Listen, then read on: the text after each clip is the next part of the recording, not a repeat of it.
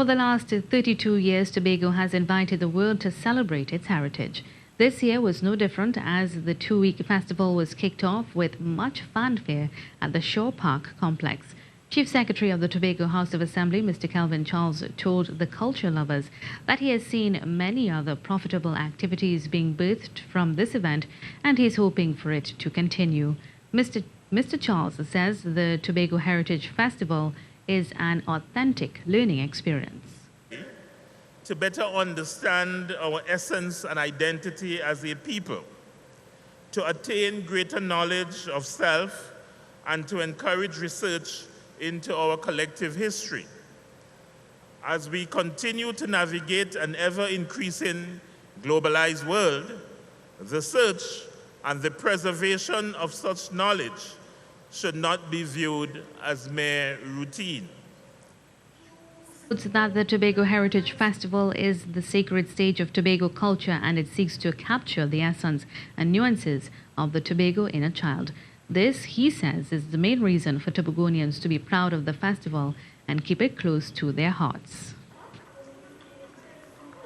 I believe that an awareness of our heritage ought to make us more passionate about safeguarding our legacy, so that when provocateurs emerge to publicly denigrate the Tobagonian identity, we can be resolute that we, as a people, are pregnant with purpose and promise. And what's the Heritage Festival without the portrayal of the traditional Tobago wedding? The faithful, as you can call them, gathered to ensure they got a front row seat as the priest gave the bride and groom of the day some gems of wisdom. Some of it was tongue-in-cheek, much to the joy of the congregation. Introduce you.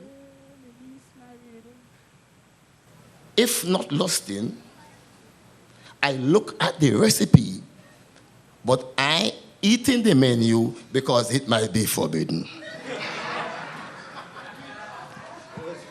Preach, Pastor. Preach, Pastor. All man could say that. You have plenty of look, eat and show away. Continue, Pastor. Go ahead. Yes, I want you to enjoy each other's company. This year's theme was "What in the Dark Does Come to Light."